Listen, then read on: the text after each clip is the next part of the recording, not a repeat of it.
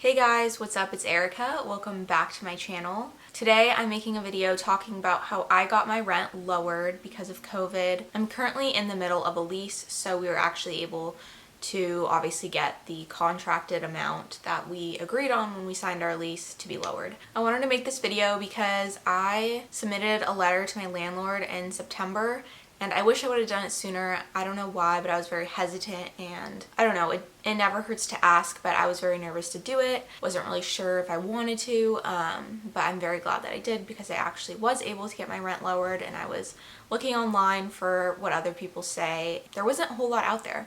So yeah, I wanted to make this video to talk about my experience with it, how I was able to get it lowered, and some tips for if you want to do the same thing. So just a tiny bit of background. My roommate and I live in San Francisco, and we signed our lease back at the beginning of March of 2020, so literally 2 weeks before COVID hit. Our agreed upon price was $3,800 a month, which is insane. It's a lot of money. We signed a year-long lease, so we are locked into this place until March of 2021. And honestly, I just kind of thought, well, we just had really bad timing and really bad luck. We signed a lease right when everything happened and everything went down, and we kind of just are like stuck in it because we signed a contract. Obviously, I think everyone knows that bigger cities, which I feel like this video is directed a little bit more towards because I know cities in general have just lost so many people, especially places like San Francisco, New York, big cities that are very confined and condensed. So I think a lot of these tips will be helpful for those places, and those places have seen like the biggest exodus of people leaving. They've seen a lot of their rent prices dropping. The market in places like this has really changed in the last 7 months. Also, my parents had talked to a lot of other parents who also have kids who are living in big cities, and some people had actually said that their landlord had reached out to them and said, hey, obviously no one knew that this was going to happen. How can we help you? And lowered their rent without even asking, which is amazing. Shout out to those types of landlords because I've only had the not so great type before. I think that that's probably more common when you're renting directly from the owner of the property. The place that we rent is managed by a realty company, and so there's not that like personal connection between us and the owners. Unfortunately, that is not in our favor, but I think that if you do have that face-to-face connection, then that itself is really helpful versus going through a realty company where they just like see your piece of paper and they read it and they don't really care. What I did was I wrote a letter to the realty company, and in the first email that I sent to them, I just stated where I lived, expressed that because of the economic downturn, we wanted to talk about possibly getting our rent lowered even though we were in the middle of our lease. I think ultimately, because we're in a contract, obviously they can make us pay the price that we said we would pay at the beginning of March. But what you can do, and what I stated in this letter, is saying that when our lease ends coming up in March, we would be less inclined to re-sign if they didn't want to work with us now. So because so many people have left big cities, it makes more sense for them to lower your rent now and get a little bit less money every month than to have an empty space. There is a unit in my building that has been for rent for a few months now, and pre-COVID, San Francisco was not like this. Things just went crazy. I know that's the same in other big cities. So when apartments are sitting and things aren't renting as quickly, they're way more motivated to try to keep their current tenants than the possibility of losing them and not finding someone to fill their spot. So I basically brought up that we've also been good tenants and paid our rent on time. So obviously a good tenant is someone that you want to keep. They responded and they sent me a form to fill out, and they said there was a $75 fee for them to process our form. So when we first got the email, it was like, no way, no thanks. You're going to charge me $75 to get my rent lowered.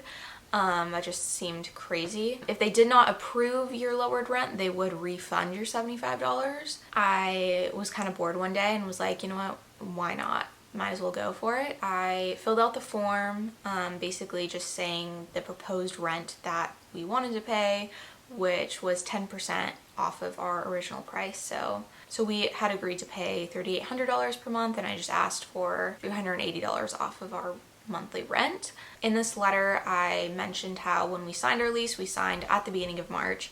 So a big part of why we pay $3,800 a month to live here is because of where it is. Location is worth so much, but when everything in the city is shut down, it's kind of worth nothing.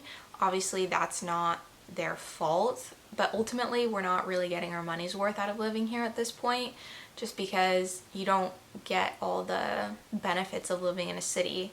Also, because we had signed our lease pre-COVID, it wasn't like we had agreed to pay this amount of money and to live here knowing what was going to happen this year. My boyfriend signed a lease in June, so obviously that was in the middle of the pandemic. So whatever that price that they agreed to, I feel like is less workable, because we all knew like COVID was a thing and that everything was happening, and whatever price you're paying, you weren't going to get the city life here. When you're looking for how much you think you should pay, definitely hop on Zillow or any of those places where you can see comparable places to rent.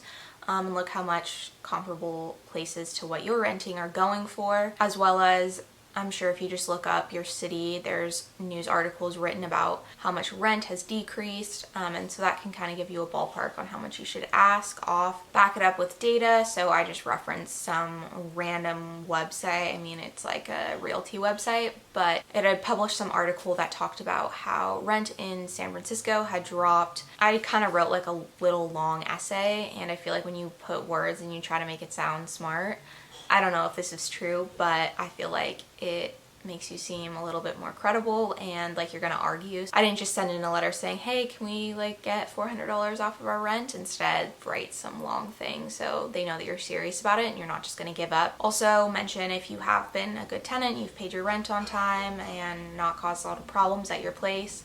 That's an incentive for them to want to please you and keep you happy, so you stay after your lease is up. Something that I wish I would have done was I asked for 10% off and they gave us 10% off. So I wish I would have asked for a little bit more. I was just really nervous. I don't know why, because it wasn't even like I went face to face and asked them, but I think a lot of people feel weird talking about money and like asking, hey, can you lower the price on this? It just feels, for some reason, it's kind of uncomfortable and awkward. So I wish that I would have maybe asked for 20%. Maybe we could have met in the middle for 15% or something like that.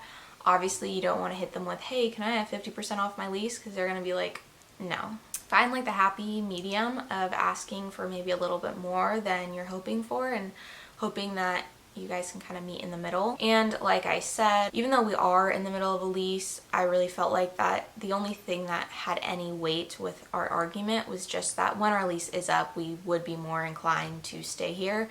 Obviously, we didn't sign anything, but just having that positive experience and them being accommodating is obviously going to leave a better taste in our mouth than them just saying no and then like when our lease is up, bye. Especially because right now there are a lot of options out there. It's not like it was when we first signed our lease where things were going so quickly and this place was kind of a deal.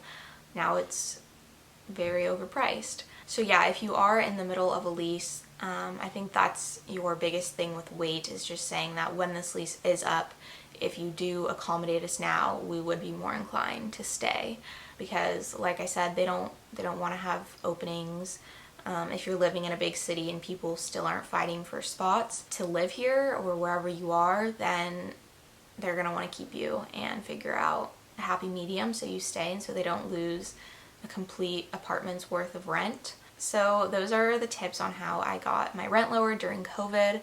I hope they were helpful. Please reach out in the comments if you guys have any questions. I hope this video was helpful for you guys. Let me know if you guys have other video ideas that you want me to make. I'd be really happy to make them. Make sure to like and subscribe so I know if you guys like this type of video. And I will see you guys in my next video.